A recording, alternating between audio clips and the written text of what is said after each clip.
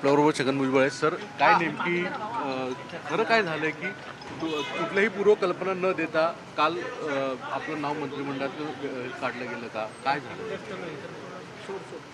मला काय माहिती आता काय काढलं ते नाही, म्हणजे चर्चा केली होती का आपल्याला? तुम्हाला पूर्वकल्पना दिली होती का?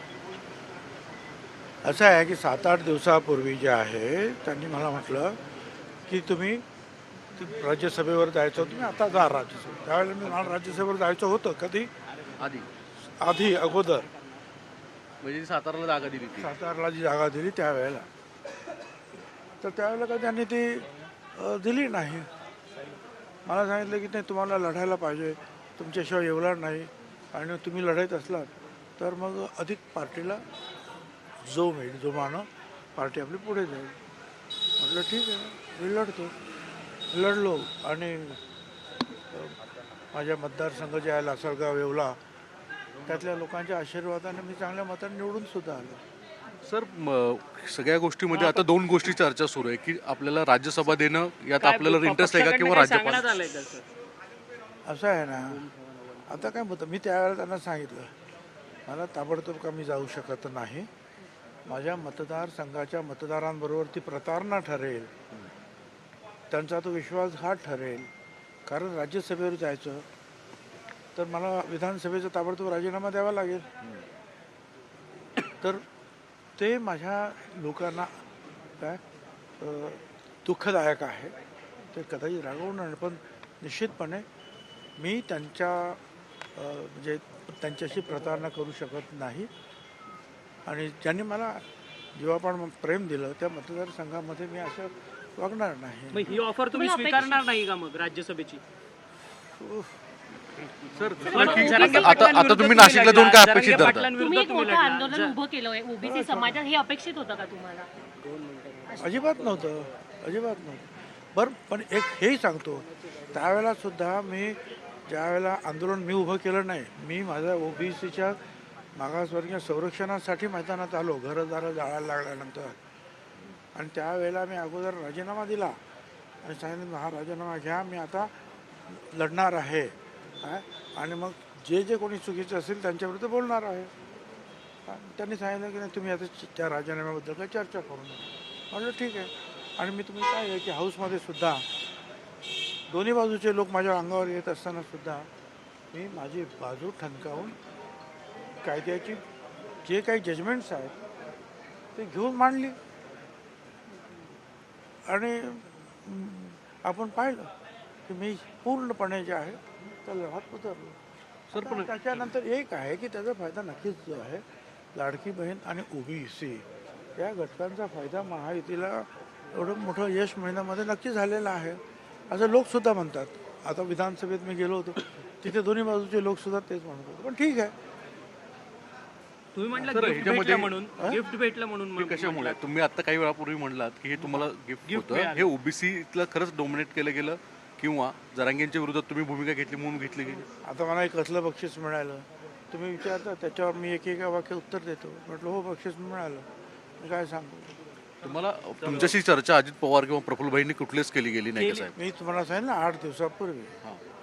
त्यावेळेला मी ते प्रपोजल पूर्णपणे नाकारलं आणि सांगितलं मी आता माझा विधानसभा पदाचा राजीनामा देऊ शकत नाही. ती माझ्या मतदारांची प्रतारणा ठरेल, त्यांचा विश्वासघात ठरेल. मी नाही जाणार. आता तुम्ही 1-2 वर्षानंतर आपण विचार करू त्याचा, असं मी त्यांना सांगितलं. काही चर्चा झाली का गेल्या काही तासात? नाही. त्याच्यानंतर नाशिकला आता काय अपेक्षित होतं? आता काय नाशिकला ते लोक जरा भेटायला येणार आहेत, त्यांचे सारखे फोन चालू आहेत, हे करणार. अधिवेशन अटेंड नाही करणार तुम्ही? पुढची काय भूमिका असेल? आता बघू, जहाँ नहीं चाइना वहाँ नहीं. चलो भुजबळ साहेबांचं सर हिंदी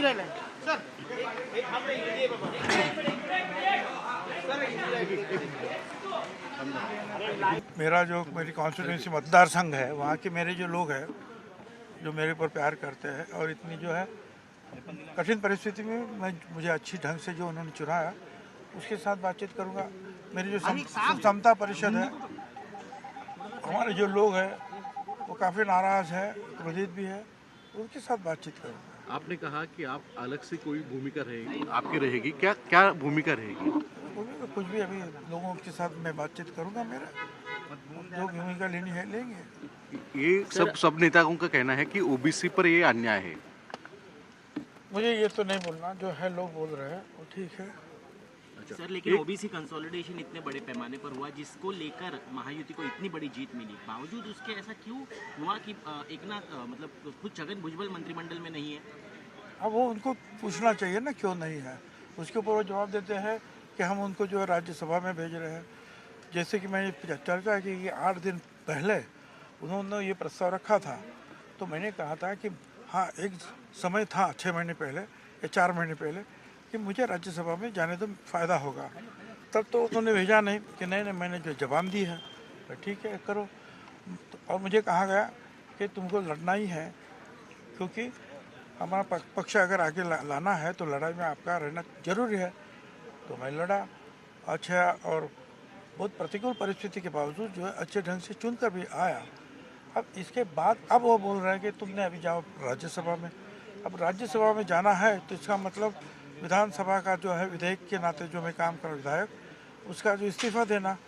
अब ऐसा इस्तीफा देना मतलब जो है मेरे जो वोटर्स है, मेरी जो मुझ पर प्यार करने वाले जो लासलगांव और येवला के सारे लोग हैं, इनके साथ प्रताड़ना होगी, उनका भी दुख होगा उनको भी कि भाई क्या भुजबल ने किया है, वो मुझे पर प्यार करते हो, मैं कैसे उनसे छोड़ सकता हूँ।